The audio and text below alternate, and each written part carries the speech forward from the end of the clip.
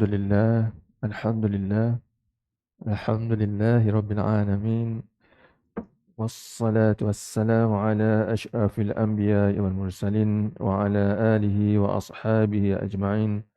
Rabbi shrah li sadri wa yassir li amri wahlul 'uqdatam min lisani yafqahu qawli wasaddid lisani wa hadi qalbi bihaqqi sayyidina Muhammadin sallallahu alaihi wasallam.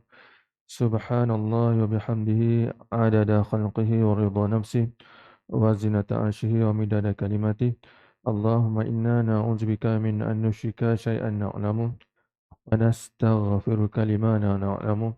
Hasbunallahu la ilaha illa huwa alayhi tawakkalna wa huwa rabbul 'arsyil 'azim. Wa la haula wa la quwwata illa billahil 'aliyyil 'azim. Amma ba'd. Yang saya hormati seluruh ajutan kuasa Surau Haji Maksum,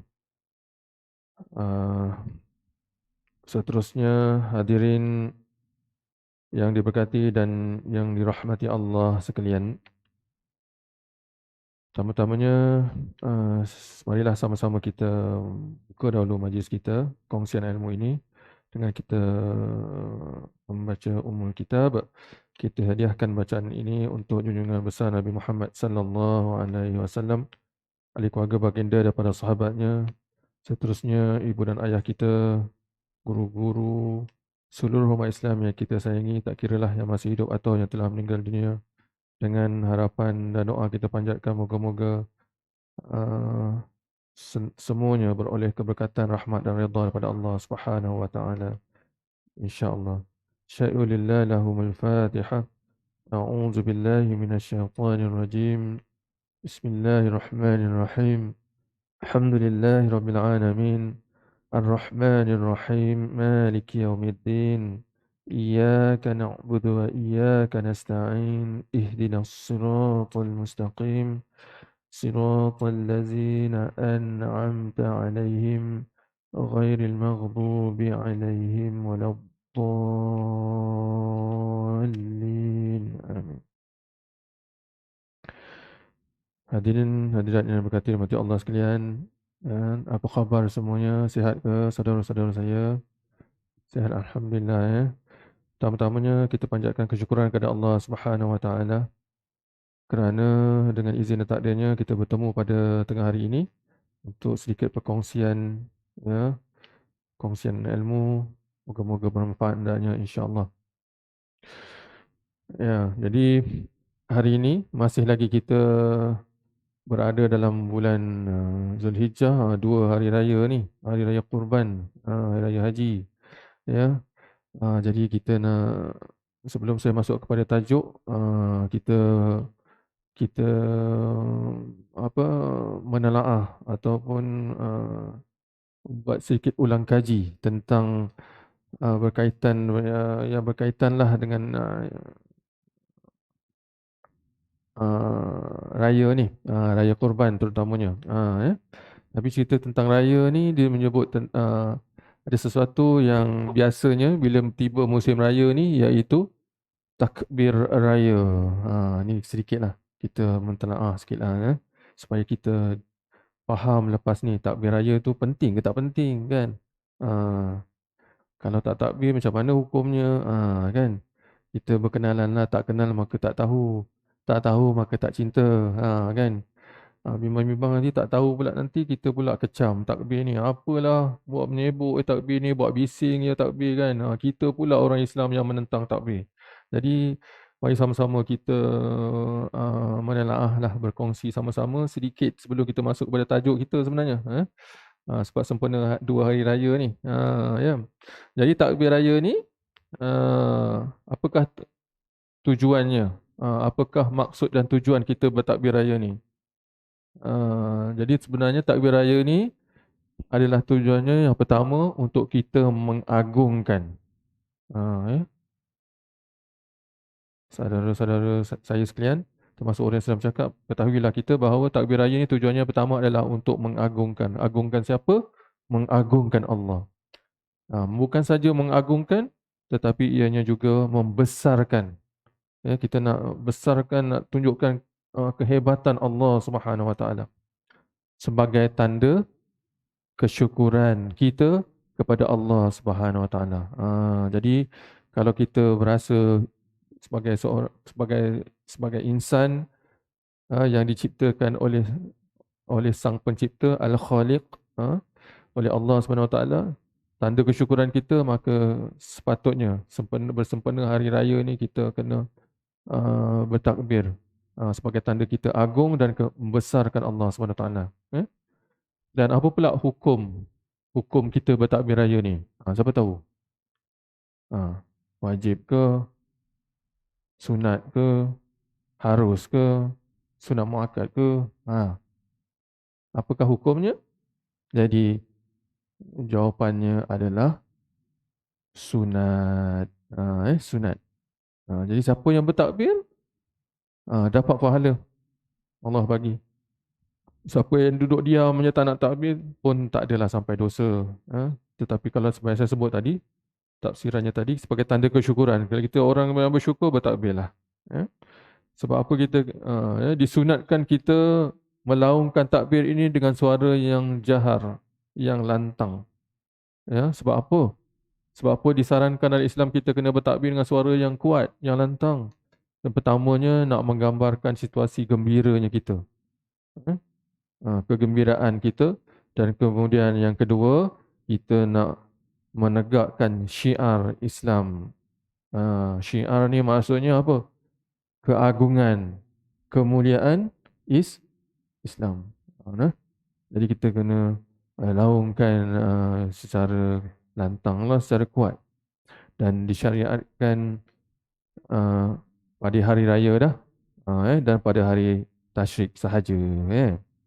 Okey. Jadinya ada tak beza takbir hari raya Aidilfitri dengan Aidil Adha? Ada beza tak? Jawapannya, kalau dari segi sebutan ataupun laungan takbir tersebut samalah. Tetapi dia beza dari segi perkara tersebut. Dari perkara ini yang saya nak terangkan ni. Ada perbezaan dari segi sudut inilah. Apakah bezanya? Disebutkan di dalam sebuah kitab fiqh. Antaranya kitab Fathul Qarib Al-Mujib yang dikarang oleh Syekh Abu Abdullah Muhammad Ibn Qasim As-Syafi'i. Takbir Aid hari raya ada terbahagi kepada dua jenis. Ada takbir raya ni ada dua jenis lah, saudara-saudari, maksudlah orang yang sedang cakap ni. Satunya disebut takbir mursal dan satu lagi disebut takbir muqayyad. Takbir mursal, satu lagi takbir muqayyad. Apa itu takbir mursal? Takbir mursal diterangkan di dalam kitab fiqh tersebut ialah takbir yang tidak dikaitkan dengan waktu solat fardu ataupun solat sunat. Dia tidak ada terikat dengan solat. Setiap masa boleh. Takbir mursal dia laku pada setiap waktu, di mana pun kita boleh, dan dalam keadaan apa pun. Takbir mursal ni. Setiap takbir, setiap hari raya ni dia ada kelebihan dia masing-masing. Masa bila kita nak tahu takbir mursal atau takbir muqayyad?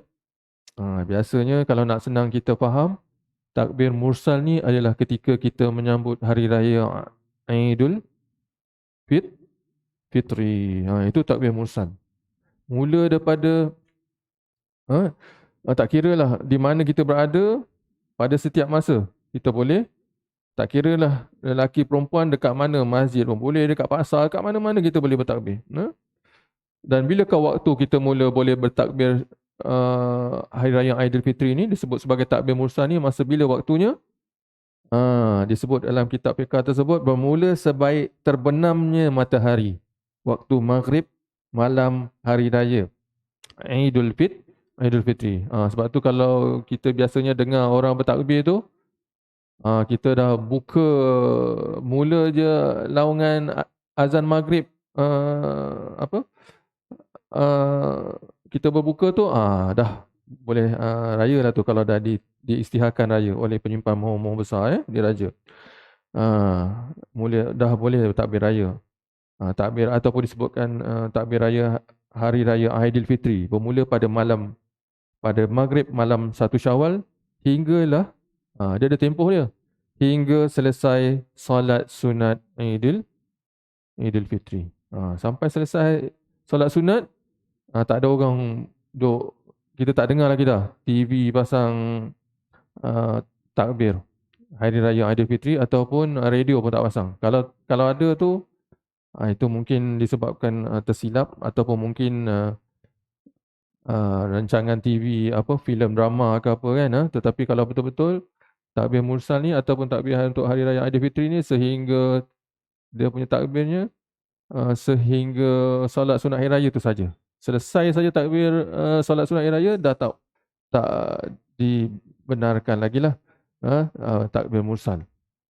Dan takbir mursal ini ada nama julukan lain, dipanggil juga dengan takbir mutlak.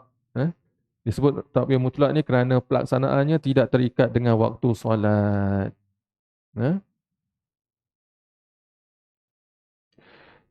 Firman Allah Subhanahu wa taala dalam surah Al-Baqarah ayat 185, A'udzubillahi minasyaitonir rajim.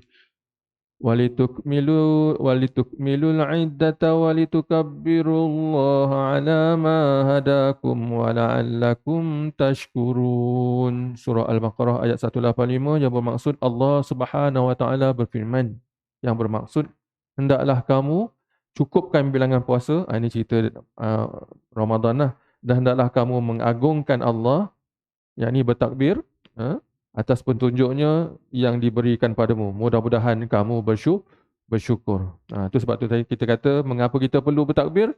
Sebagai tanda kesyukuran kita kepada Allah Subhanahu wa taala.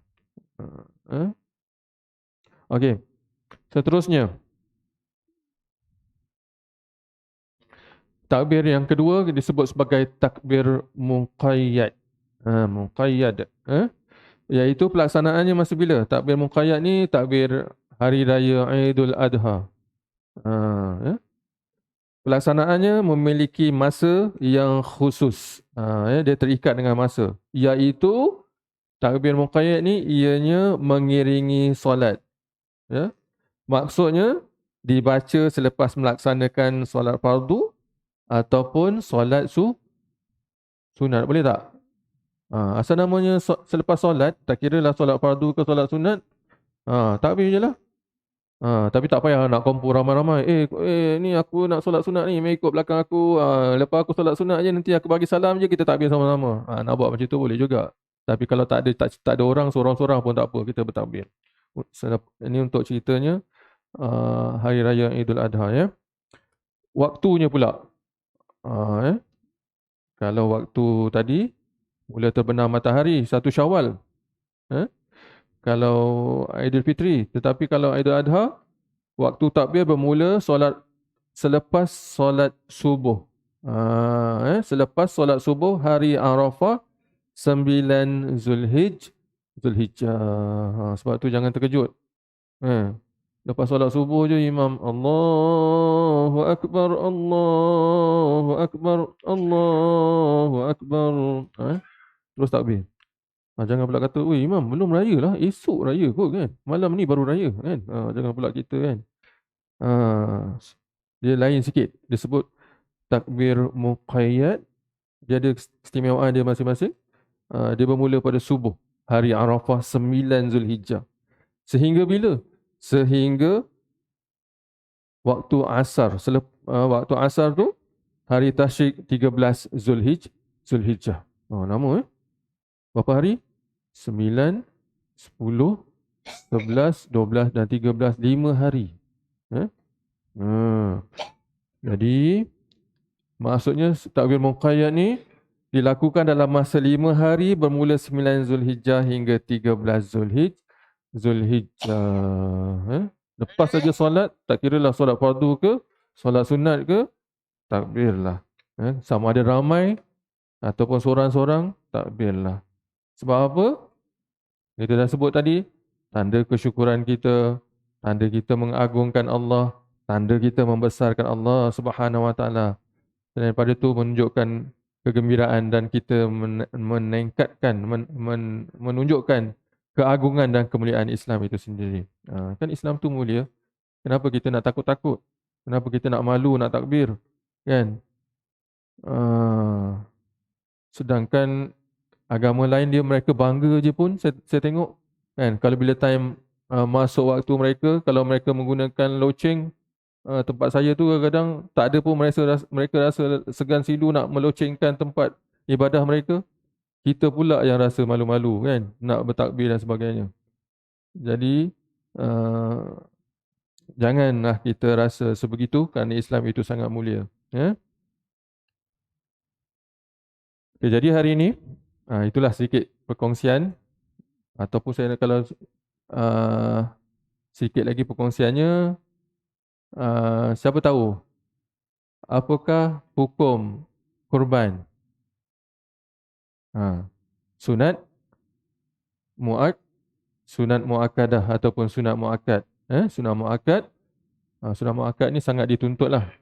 Dia dalam kategori kalau tuan guru saya kaya, tuan guru saya kata dia selepas wajib ni sunat, tetapi antara sunat dengan wajib tu ada satu lagi tingkatan di tengah-tengah tu dipanggil sunat muakkad.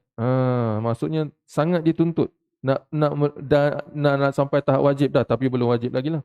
Sunat muakkad ni. Dan kurban ini dilaksanakan pada 2 Hijrah. Hadirin hadirat yang berkata Allah sekalian, itu sedikit perkongsian lah, mukadimah. Mukadimah panjang pula. Sebenarnya yang saya nak bawa hari ini ialah tentang apakah hikmah, apakah pengajaran di sebalik pensyariatan ibadah kurban sisi Allah Subhanahu Wa Taala ini. Ya. Sebab walaupun kita dah biasa dengar, tetapi perlu kita sentiasa ulang-ulang ingatkan diri kita. Semoga kita sentiasa ingat tentang peri pentingnya ibadah kurban ini. Jadi sebenarnya sebahagian besar ulama mengatakan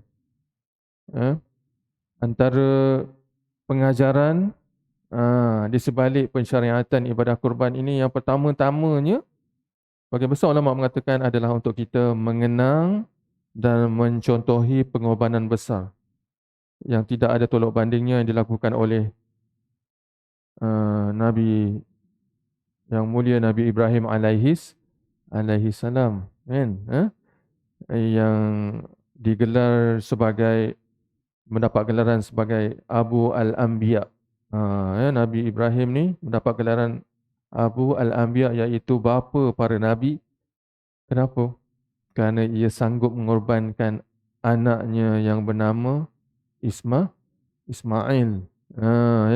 Sebagai kemuncak dalam melaksanakan ketaatan di atas perintah Allah Subhanahu Wa Taala. Nak ceritanya Nabi Ibrahim ni dia lambat dapat anak. Bila dikurniakan anak pula daripada zuriatnya Siti Hajar, iaitulah Ismail. Nabi Ibrahim ni kemudiannya mendapat wahyu melalui mimpi. Mimpi Nabi ni dianya benar. Mimpi kita tak benar lah. Jangan buat hal lah pula. Kalau malangkah mimpi dapat arahan suruh tikam anak ke, sembelih anak ke, buang anak ke kat sungai ke, itu tak benar lah ya. Kita ni orang-orang biasa je. Ini ceritanya mimpi Rasul, mimpi seorang Nabi itu benar. Ya. Esok malamnya mimpi sama lagi. Dia mimpi dia sembelih anaknya, Ismail. Lagi mimpi lagi, malam tu mimpi lagi yang sama. Lalu mau tak mau dipanggilnya Ismail, ditanyakan kepada anaknya, ayah bermimpi menyembelih kamu. Jadi Ismail juga anak yang taat kepada Allah Subhanahu Wa Taala.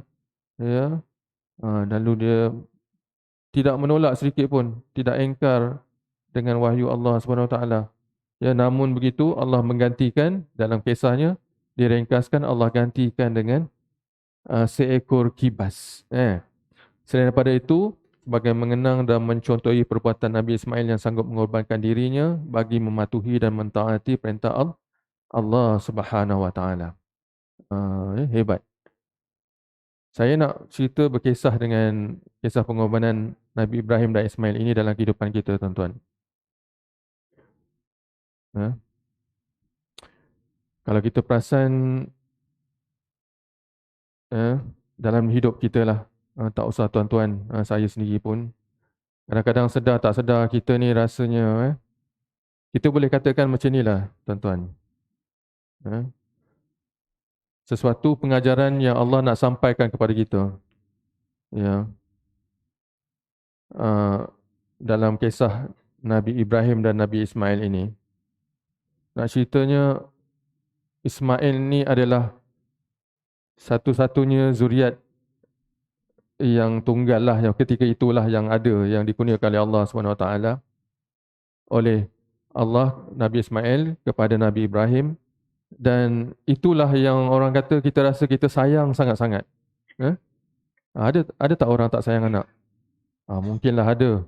Tetapi nak cerita sebagai seorang ayah yang normal, ibu yang normal, ayah yang sihat, yang waras, semuanya menyayangi anak. Hatta binatang pun menyayangi anaknya, kan? Jadi nak ceritanya, Allah nak bagi titipkan kepada kita sesuatu yang kita sayang. Apa yang kita sayang kat dunia ni? Macam-macam lah. Pertama, isteri kita, kan? Ada yang tak sayang isteri?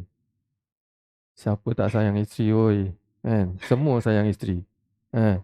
Sayang isteri, sayang harta, sayang anak, sayang rumah, sayang jawatan kita, sayang apa lagi? Kereta kita.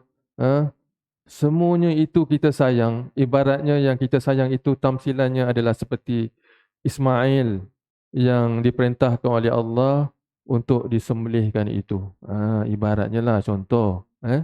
Seperti Ismail itulah, yang sebenarnya kita sayang untuk melepaskannya. Begitu juga Nabi Ibrahim sayang itu, sayang nak melakukan perintah Allah SWT. Tetapi kerana itulah perintah Allah yang mutlak, maka terpaksalah Nabi Ibrahim menurutinya. Nak ceritanya, sesuatu yang kita sayang dan kita pertahankan di dunia ini, tapi kita terpaksa korbankannya. Begitulah maksudnya. Dan ini bertepatan dengan firman Allah Subhanahu Wa Taala di dalam surah Al-Hadid ayat 20.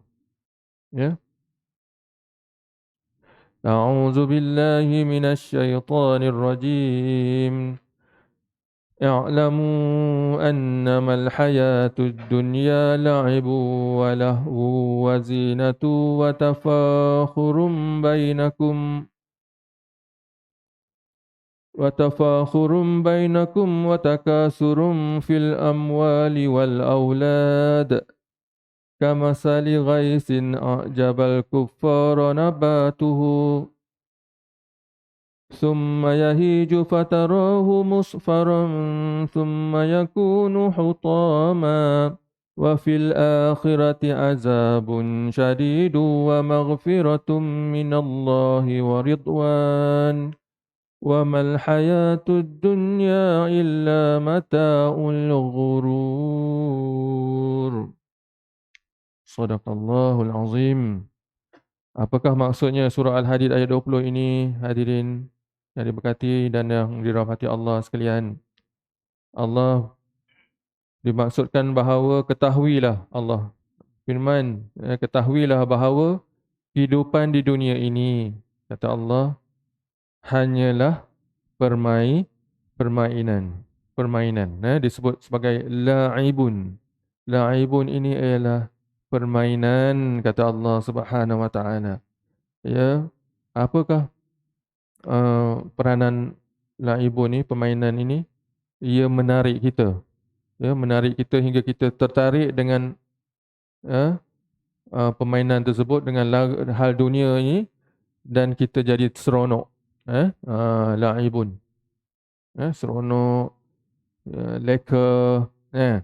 Dan ini adalah seperti mana perbuatan ditafsirkan seperti mana perbuatan budak-budak, kanak-kanak, anak-anak. Kalau siapa yang ada anak tu, tengok anak bila dapat mainan. Sekarang ni mainannya Mobile Legend, macam-macam lagi lah. Bila anak dapat game, kadang-kadang panggil, Amin, pada sibuk main lagi, tak dengar pun kan. Leka, tertarik dengan pemain seronok kan. Dan kemudiannya menjadikan mereka akhirnya asyik layan sangat game tu, letih lah. Mana ada letih? Pandai-pandai je kata, pandai-pandai je Ustaz kata letih. Bila masa letihnya? Boleh je main sampai pukul 1 pagi, 2 pagi. Kan? Letihnya selepas tu lah. Kalau kata tidur 3 pagi, selepas tu lah letihnya. Sampai subuh pun, harap-harap sempatlah subuh. Kadang-kadang ada yang terlepas subuh. Ini nak maksudnya, bila kita terlalu layan sangat benda-benda yang menyeronokkan, ini sebenarnya meletihkan kita. Hal-hal dunia yang kita kejar bagai tak putus-putus. Dunia ini sementara, ya, tidak ada faedah yang diperolehi. Lagi disebut sebagai apa tadi yang saya baca? La'ibun walahwun. Walahwun disebut sebagai apa?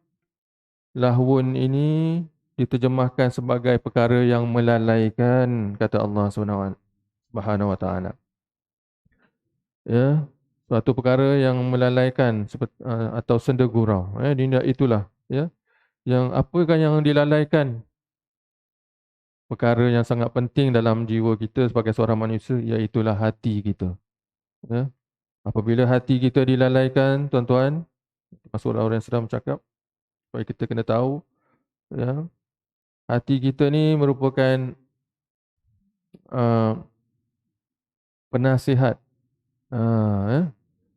ataupun maafkan saya, hati ni bukan penasihat, hati ni ialah yang boleh memberi kata putus dalam diri kita. Sebab tu hati ni dia kena baik. Kalau baik, baiklah dia. Kalau buruk, buruklah dia. Seketul daging ni, itulah hati kan. Jadi hati ni jangan, kena pastikan ia jangan lalai. Dan setelah perbuatan yang melalaikan itu selesai, maka hanya tinggallah penyesalan. Bila kita dah lalai-lalai, kita tahu, dah habis masa dah. Kan, macam tu lah. Dah nak balik dah. Contoh kan. Dah selesai dah. Ataupun lagi kita takut, lama hidup berapa tahun kat dunia ni, tahu-tahu sedar-sedar je, aku dah mati dah. Itu yang kita takut sekali. Bila Allah rentap saja, barulah kita rasa terputusnya kelazatan nikmat dunia ni. Dan kita lalai ni maksud kita terus menerus melayan nafsu kita ni. Nafsu ni dia takkan pernah puas. Ibarat kita minum air laut, lagi kita minum, lagi kita rasa dahaga kan. Lagi hadis ayat 20 lagi menyambung lagi mengatakan apa? Dah sebut la'ibun, permainan, lahwun, melalaikan, wazinatun. Zinah.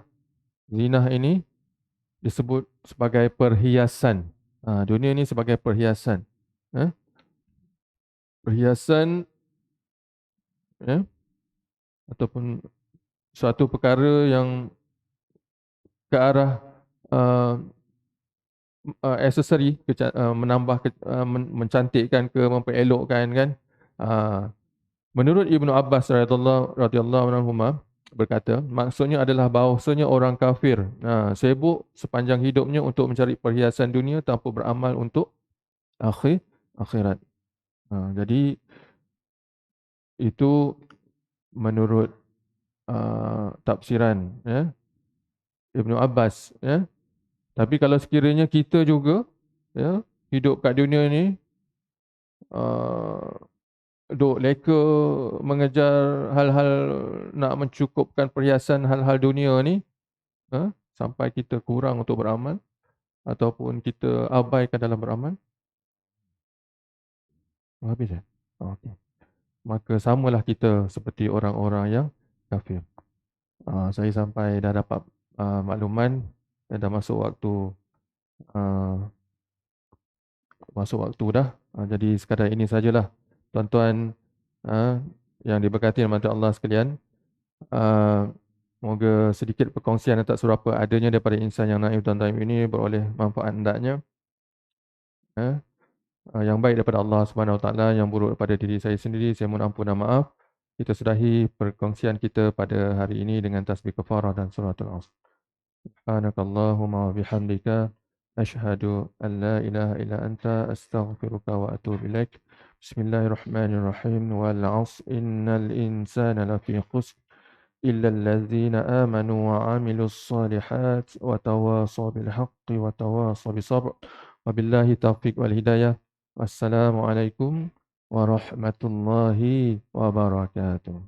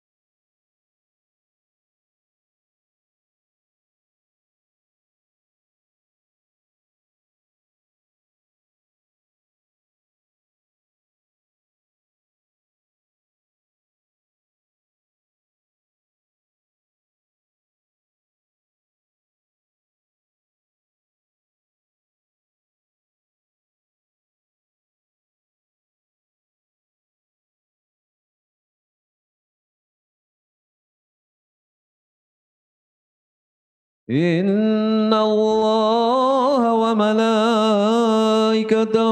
يصلون على النبي يا أيها الذين آمنوا صلوا عليه وسلموا تسليما.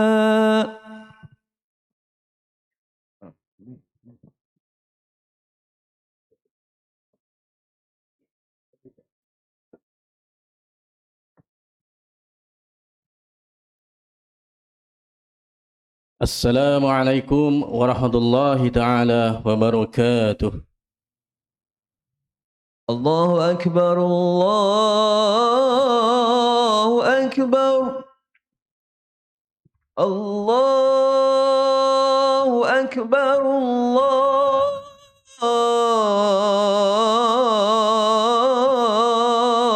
أكبر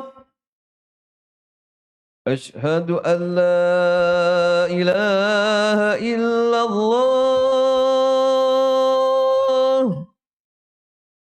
أشهد أن لا إله إلا الله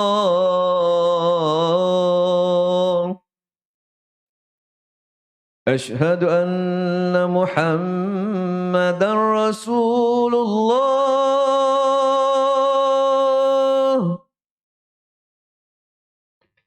أشهد أن محمدا رسول الله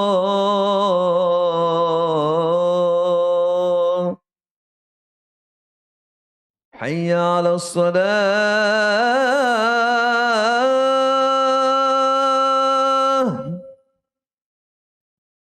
حي على الصلاة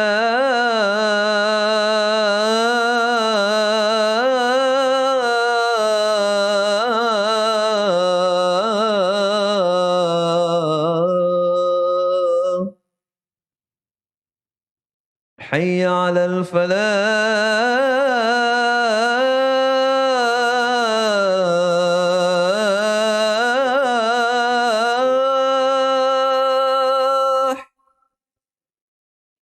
حي على الفلاح.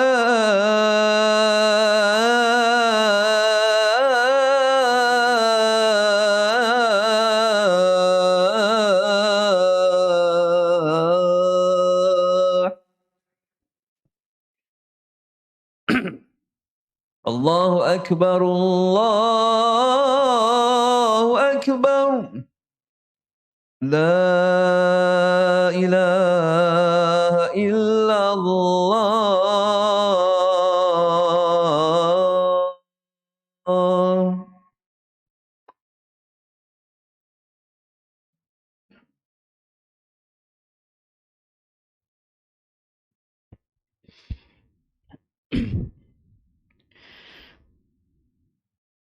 Alhamdulillahil qail laqad kana fi qasasihim ibratun liulil albab ma kana hadithan yuftara walakin tasdiqal ladzi baina yadayhi wa tafsila likulli syai'in wa hudaw wa rahmatan liqaumin yu'minun.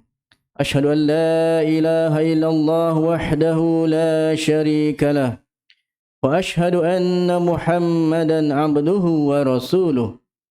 اللهم صل وسلم على سيدنا محمد وعلى آله وصحبه أجمعين. أما بعد فيا أيها المسلمون اتقوا الله أوصيكم وإياي بتقوى الله فقد فاز المتقون. قال الله تعالى يا أيها الذين آمنوا اتقوا الله حق تقاته ولا تموتن إلا وأنتم مسلمون. Muslimin yang dirahmati Allah sekalian, saya berpesan kepada diri saya dan hadirin sekalian, marilah sama-sama kita memperkasakan ketakwaan kepada Allah Subhanahu wa taala dengan melaksanakan segala perintahnya dan menjauhi segala larangannya. Mudah-mudahan kita mengecapi kebahagiaan di dunia dan di akhirat. Mimbar khutbah pada hari ini akan membicarakan khutbah yang bertajuk Falsafah dan Hikmah Korban. Hadirin sidang Jumaat yang dirahmati Allah. Ibadah korban adalah satu amalan memupuk rasa syukur terhadap nikmat kurniaan Allah Subhanahu wa taala. Ia juga merupakan ibadah kepada Allah bagi sesiapa yang memiliki kemampuan untuk melakukannya. Di samping itu, Allah Subhanahu wa taala menjadikan korban sebagai satu ibadah dalam membangunkan syiar agamanya serta mendidik hamba-Nya agar lebih dekat kepadanya. Mereka yang melaksanakan ibadah korban akan berusaha mencari jalan untuk meraih redha dan rahmat Allah Subhanahu wa taala. Oleh itu, sebelum melaksanakan ibadah korban, kita perlu berniat dengan ikhlas sebagai cerminan kepada ketakwaan hati. Firman Allah dalam surah Al-Maidah ayat yang ke-27. A'udzu billahi minasyaitonir rajim. Innama yataqabbalullahu minal muttaqin. Allah hanya menerima daripada orang yang bertakwa.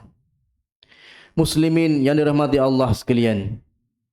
Penghayatan falsafah pelaksanaan korban perlu dihayati oleh setiap umat Islam agar pelaksanaannya dapat dilakukan secara konsisten pada setiap tahun. Ini bagi menyahut seruan berkorban yang dilakukan oleh baginda Rasulullah sallallahu alaihi wasallam sebagaimana hadis yang diriwayatkan oleh Anas bin Malik radhiyallahu anhu. Dhahan Nabi sallallahu alaihi wasallam bikabshaini amlahaini aqranaini dhabahahuma biyadihi wa samma wa kabbara wa wada'a rijlahu ala sifahihima. Rasulullah sallallahu alaihi wasallam berkorban dengan 2 ekor kibas jantan putih kehitaman lagi bertanduk. Baginda menyembelih keduanya dengan tangannya lalu mengucap basmalah serta bertakbir, dan baginda meletakkan kakinya di antara leher dan badan kedua haiwan tersebut. Riwayat Imam Bukhari dan Muslim. Kita dituntut untuk memahami falsafah perbuatan secara teliti dan cermat, lebih-lebih lagi yang melibatkan urusan ibadah. Ini kerana setiap amalan sentiasa berpaksikan kepada matlamat dan tujuan untuk akhirat semata-mata yang ditetapkan oleh Allah Subhanahu wa taala, walaupun kadang-kala pada pandangan manusia ia agak sukar untuk dilakukan.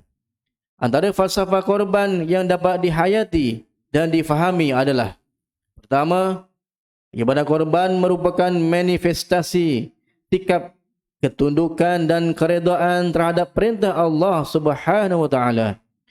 Redha bermakna bertindak dengan melakukan apa sahaja bertujuan mendapat keredaan Allah Subhanahu wa taala dan meninggalkan semua perkara yang dilarang oleh Allah Subhanahu wa taala.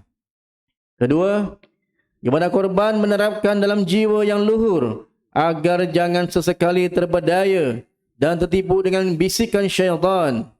Jarum halus syaitan terus memperdaya manusia dengan jalan supaya sayang kepada harta benda. Bisikan-bisikan jahat ini menjadikan kita cinta dan bimbang untuk melepaskan harta dunia. Akibatnya, ia menjadikan kita bertangguh dan enggan melaksanakan ibadah korban.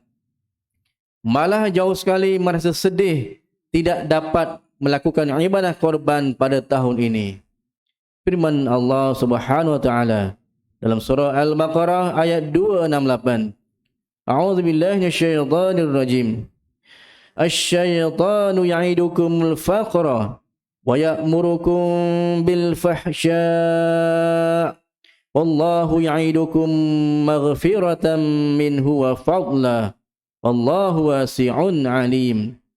Syaitan itu menjanjikan, yakni menakut-nakutkan kamu dengan kemiskinan dan kepapaan jika kamu bersedekah atau menderma. Dan ia menyuruh kamu melakukan perbuatan yang keji yakni bersifat bakhil kedekut, sedang Allah menjanjikan kepada kamu dengan kemampuan, dengan keampunan daripadanya serta kelebihan kurnianya. Dan ingatlah, Allah Maha luas limpah rahmatnya, lagi sentiasa melimpahi pengetahuannya.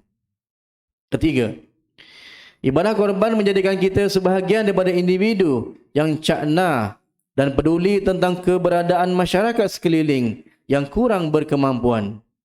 Sebenarnya, Zulhijjah merupakan masa yang terbaik dan sesuai untuk kita mendidik diri menjadi lebih prihatin dengan keberadaan saudara-saudara kita yang memerlukan sumbangan dan bantuan. Akhirnya, pelaksanaan ibadah korban dapat membina aura dan impak positif dalam diri dan kehidupan kerana kita dapat meringankan bebanan saudara-saudara kita yang memerlukan. Firman Allah Subhanahu wa taala dalam surah Al-Maidah ayat 2 yang bermaksud, dan hendaklah kamu bertolong-tolongan untuk membuat kebajikan dan bertakwa, dan janganlah kamu bertolong-tolongan pada melakukan dosa, maksiat dan pencerobohan.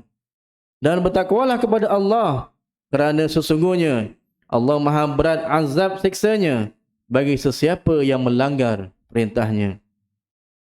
Hadirin sekalian, sudah pasti tuntutan pelaksanaan ibadah korban banyak mengandungi hikmah yang tersurat lagi tersirat.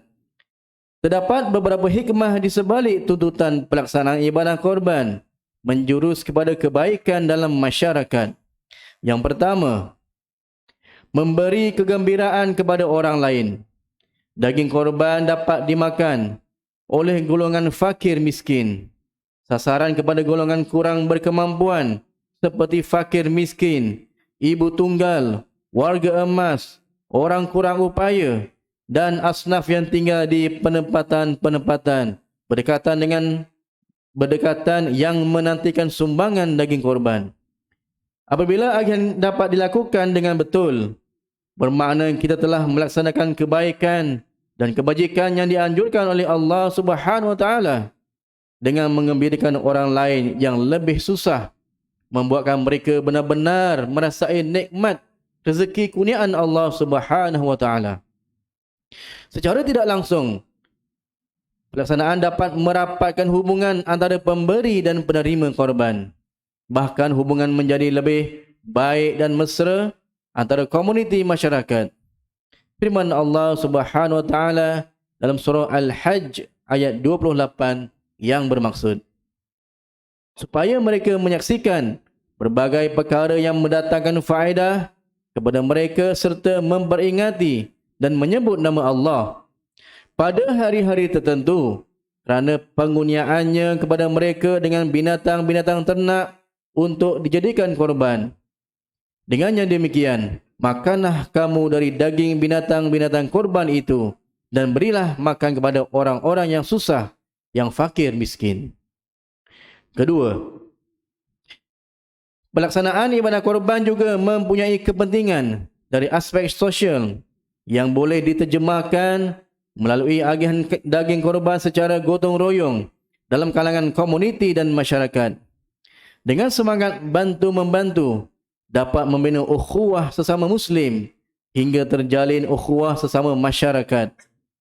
Pelaksanaannya juga merupakan landasan terbaik umat Islam untuk mengenepikan fahaman politik, memupuk semangat kesepaduan umat Islam serta menambah semangat setia kawan dan memupuk sikap kepedulian terhadap masyarakat.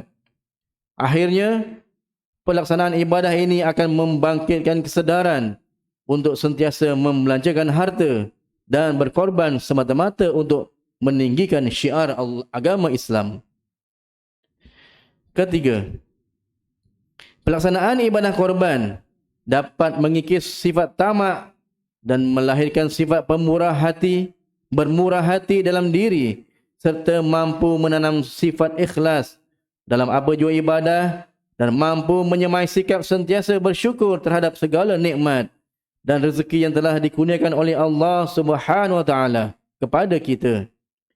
Secara tidak langsung, ia membuang sifat-sifat mazmumah terbuku dalam hati seperti sifat bakhil atau kedekut dan lain-lain. Ini dapat dilihat amalan korban yang dilaksanakan pada zaman Rasulullah sallallahu alaihi wasallam berdasarkan pengorbanan untuk mengikis rasa cinta pada dunia, lebih-lebih lagi kepada wang ringgit, perasaan dan nyawa. Muslimin yang dirahmati Allah sekalian, mimbar ingin berpesan kepada para petugas dan pelaksana program ibadah korban, sama ada anjuran masjid ataupun surau, perlulah memahami hukum berkaitan ibadah korban agar tidak terkeliru. Antaranya, perbuatan yang sering berlaku dalam masyarakat adalah mengambil daging korban, terutamanya bahagian-bahagian tertentu tanpa izin. Lazimnya ia terjadi di tempat di mana daging korban dilapah dan diagihkan. Ini suatu perkara yang dilarang dan boleh mendatangkan dosa. Saya ulang sekali lagi. Antara perbuatan yang sering berlaku dalam masyarakat adalah mengambil daging korban, terutamanya bahagian-bahagian tertentu tanpa izin. Lazimnya ia terjadi di tempat di mana daging korban dilapah dan diagihkan. Ini suatu perkara yang dilarang dan boleh mengundang dosa. Akhirnya, marilah sama-sama kita menghayati falsafah dan hikmah ibadah korban dengan mengambil iktibar dan pengajaran daripada tuntutan pelaksanaannya agar kita dapat mengutamakan perintah Allah Subhanahu wa taala mengatasi segala-galanya. Tanpa pengorbanan, cinta kepada Allah tidak akan tercapai. Kesimpulan khutbah yang dapat kita ambil pengajarannya pada hari ini adalah: pertama, ibadah korban adalah satu amalan memupuk rasa syukur terhadap nikmat kurniaan Allah Subhanahu wa taala. Kedua, amalan korban yang dilaksanakan pada zaman Rasulullah sallallahu alaihi wasallam berdasarkan pengorbanan dan perjuangan untuk mengikis rasa cinta kepada dunia, lebih-lebih lagi kepada wang ringgit, perasaan dan nyawa. Ketiga, pelaksanaan ibadah korban dapat mengikis sifat tamak dan melahirkan sifat bermurah hati bagi membentuk sifat-sifat mahmudah dan nilai-nilai Islam yang luhur dalam membelanjakan harta di jalan Allah Subhanahu wa taala. A'udzu billahi minasyaitonir rajim. Inna a'tainakal kautsar fasalli li rabbika wanhar. Sesungguhnya kami, yakni Allah Subhanahu wa taala, telah memberi engkau ya Muhammad akan kebajikan yang banyak, maka dirikanlah salat kerana Tuhanmu dan sembelihlah haiwan korbanmu. Surah Al-Kautsar ayat 1 dan 2. Barakallahu li wa lakum fil Qur'anil azim wa nafa'ani wa iyyakum bima fihi minal ayati wadh-dhikril hakim wa taqabbala minni wa minkum tilawatah innahu huwas samiul alim. Aqulu qawli hadha wa astaghfirullahal azim li wa lakum wa lisairil muslimina wal muslimat fastaghfiruh innahu huwal ghafurur rahim. اللهم إنا نسألك بحرمة هذا اليوم المبارك أن تكشف عنا قربتنا وأن تغفر لنا ذنوبنا وأن ترزقنا من حيث لا نحتسب برحمتك يا أرحم الراحمين والحمد لله رب العالمين.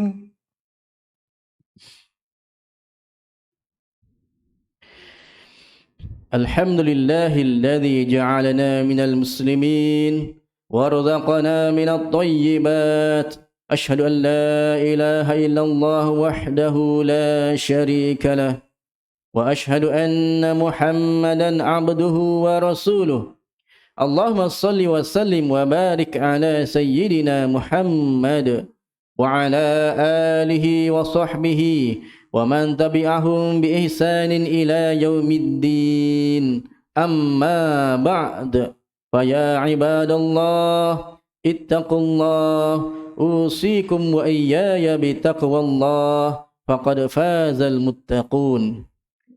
Hadirin yang dirahmati Allah sekalian, marilah sama-sama kita bertakwa kepada Allah Subhanahu wa taala dengan melakukan ketaatan kepadanya dan menjauhkan diri daripada perbuatan keji dan maksiat. Inna Allah wa malaikatahu yusalluna 'alan nabi ya ayyuhalladzina amanu sallu 'alaihi wa sallimu taslima. Allahumma salli wa sallim ala sayyidina Muhammad wa ala alihi wa ashabihi ajma'in. Allahumma ighfir lil muslimina wal muslimat wal mu'minina wal mu'minat al ahya'i minhum wal amwat innaka sami'un qaribun mujibud da'awat wa ya qadiyal hajat. Allahumma a'izzal islam wal muslimin وأهلك الكفرة والمبتدعة والمشركين.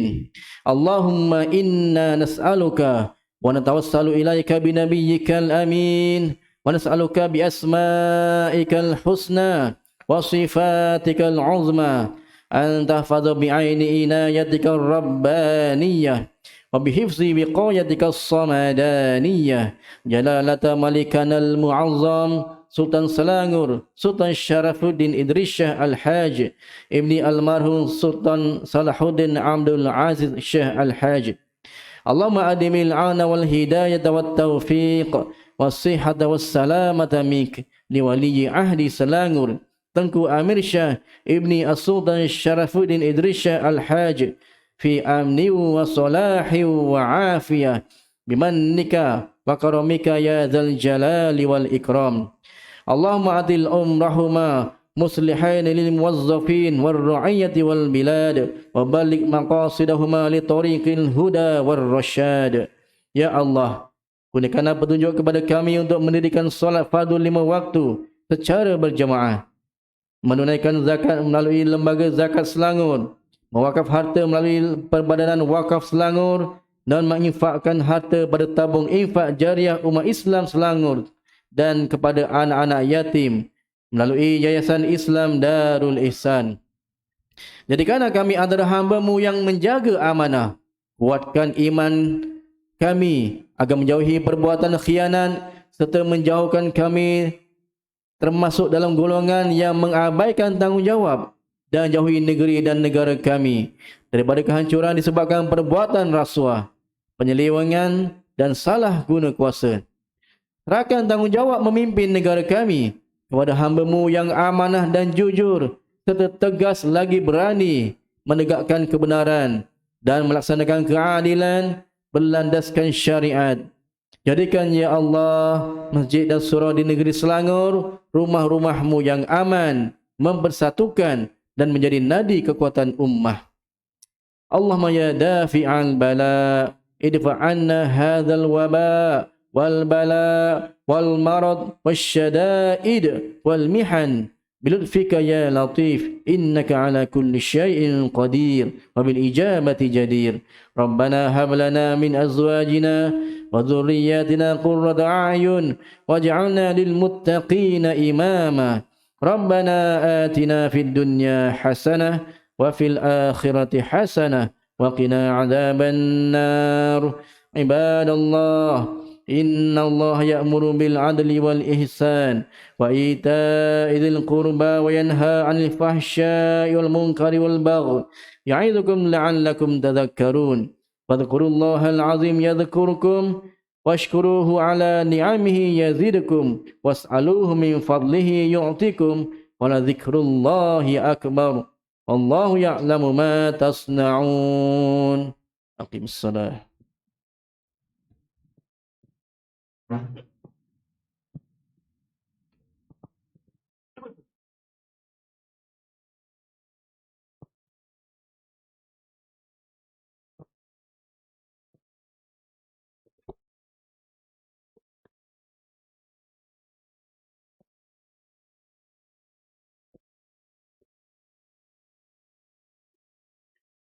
Baik, minta luruskan saf, rapat-rapatkan saf, beri ruang kepada mereka yang masih di luar sana untuk masuk ke dalam dewan solat.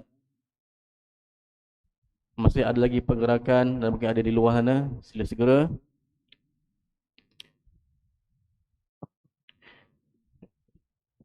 الله أكبر الله أكبر أشهد أن لا إله إلا الله La ilaha أشهد أن محمدا رسول الله حي على الصلاة حي على الفلاح illallah. قد قامت الصلاة قد قامت الصلاة Allahumma الله أكبر الله أكبر لا إله إلا الله لا إله إلا الله. اللهم رب هذه الدعوة التامة والصلاة القائمة آت محمدا الوسيلة والفضيلة والشرف والدرجة العالية الرفيعة وابعثه مقاما محمودا الذي وعدته إنك لا تخلف الميعاد.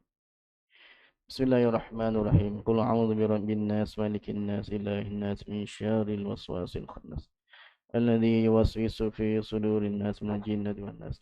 بسم الله الرحمن الرحيم. صلي فرض الجمعة ركعتين إماما لله تعالى. الله أكبر. الله أكبر كبيرا والحمد لله كثيرا وسبحانه بكرة وأصيلا وجهه للذين مع السماوات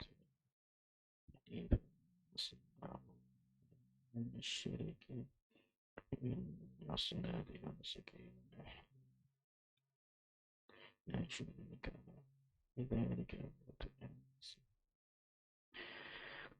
بسم الله الرحمن الرحيم. الحمد لله رب العالمين الرحمن الرحيم مالك يوم الدين إياك نعبد وإياك نستعين اهدنا الصراط المستقيم صراط الذين أنعمت عليهم غير المغضوب عليهم ولا الضالين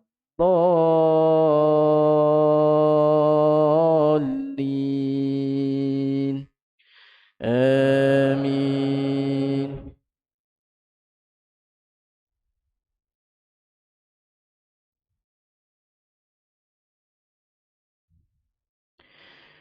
بسم الله الرحمن الرحيم.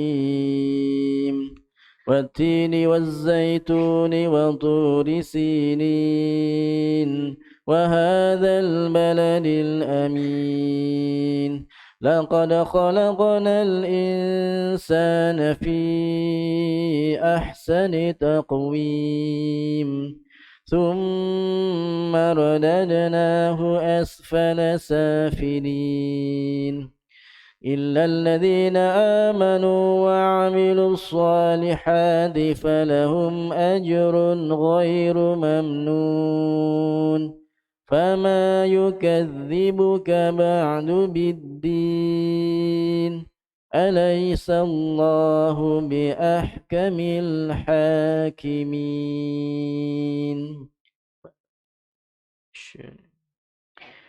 الله أكبر.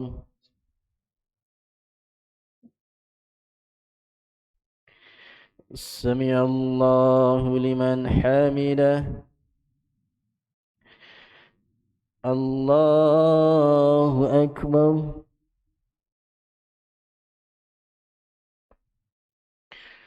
الله أكبر.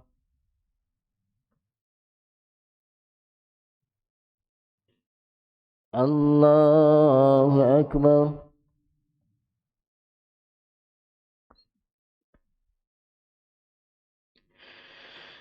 الله أكبر.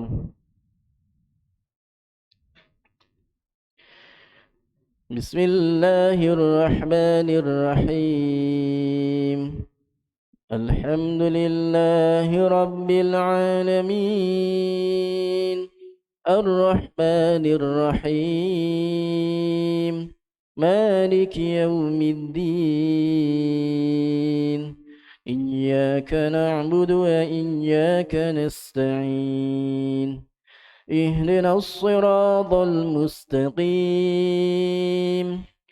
صراط الذين أنعمت عليهم غير المغضوب عليهم ولا الضالين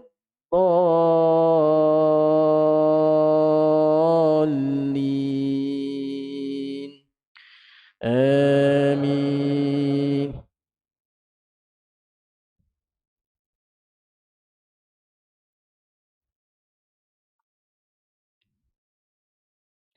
بسم الله الرحمن الرحيم أرأيت الذي يكذب بالدين فذلك الذي يدعو اليتيم ولا يحض على طعام المسكين فويل للمصلين الذين هم عن صلاتهم ساهون الذين هم يراءون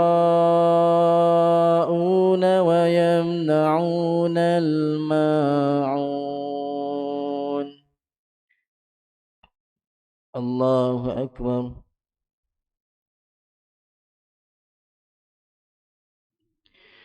سمع الله لمن حمده.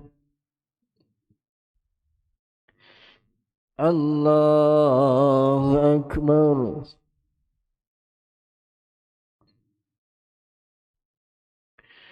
الله أكبر.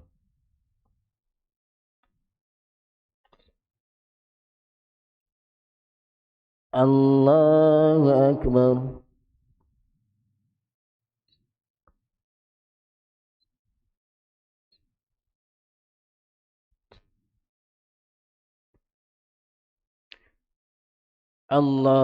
أكبر.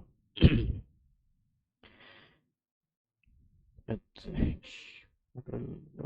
أكبر. السلام عليكم.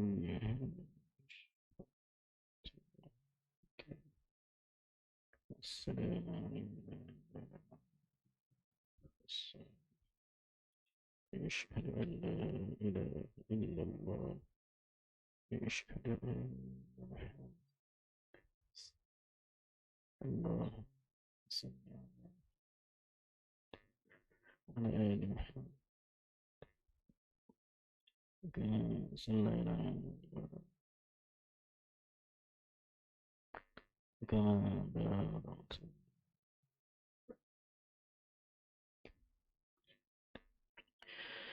السلام عليكم ورحمة الله.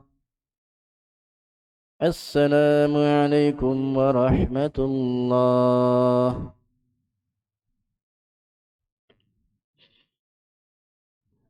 الله أكبر. الله أكبر. الله أكبر. لا إله إلا الله والله أكبر. الله أكبر ولله الحمد.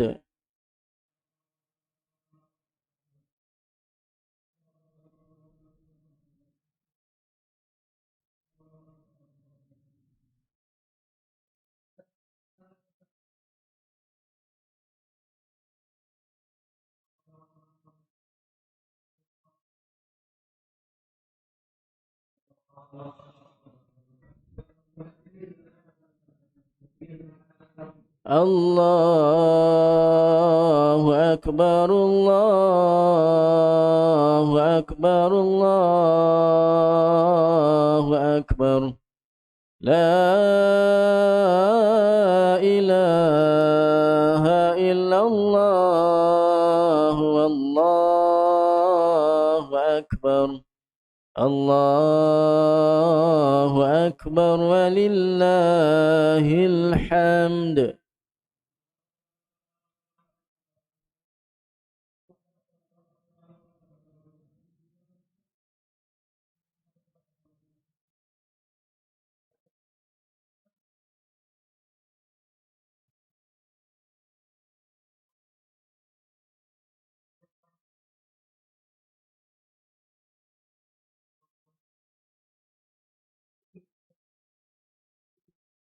الله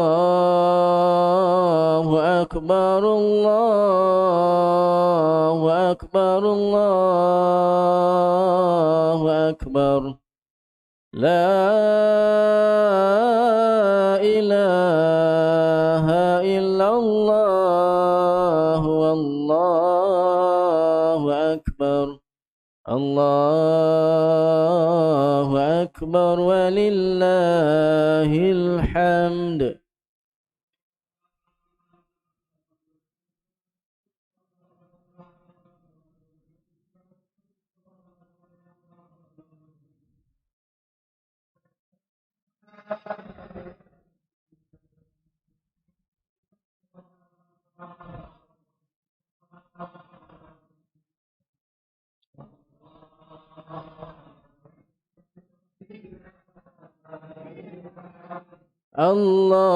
الله أكبر الله أكبر الله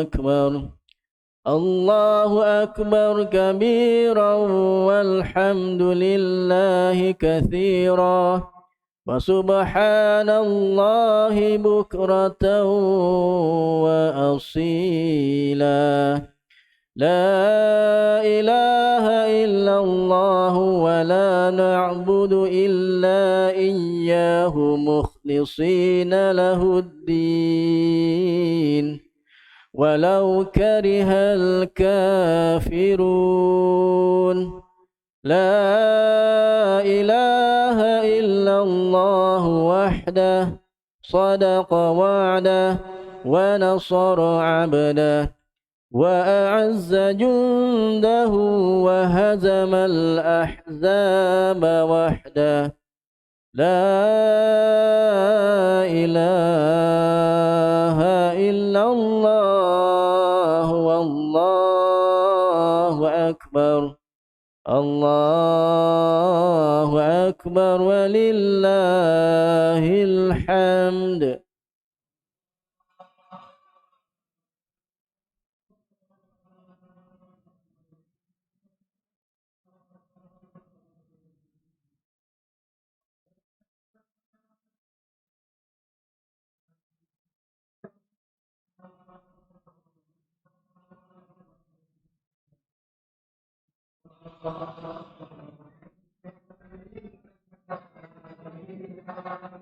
الفاتحة. أعوذ من الشيطان الرجيم. بسم الله الرحمن الرحيم. الحمد لله رب العالمين الرحمن الرحيم مالك يوم الدين إياك نعبد وإياك نستعين اهدنا الصراط المستقيم صراط الذين أنعمت عليهم غير المغضوب عليهم ولا الضالين.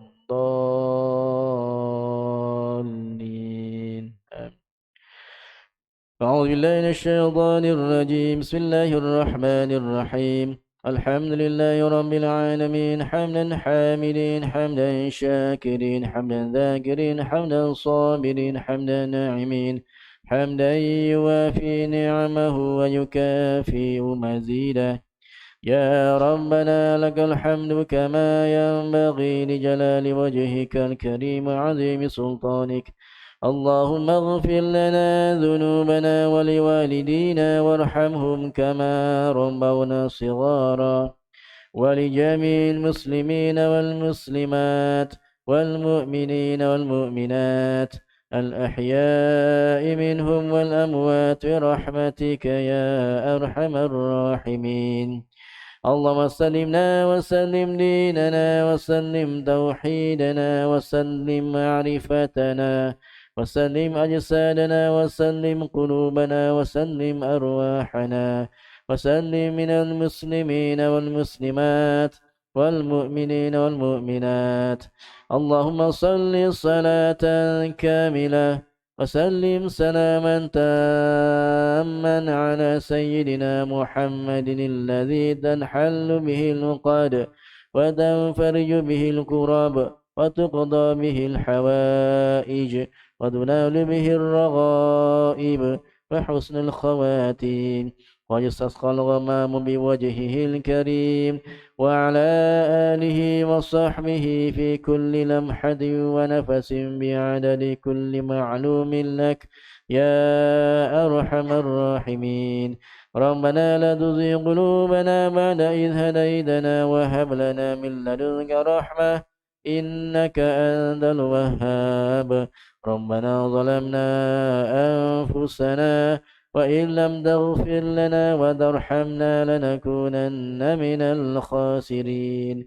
ربنا آتنا في الدنيا حسنة وفي الآخرة حسنة وقنا عذاب النار وقنا عذاب النار وقنا عذاب النار.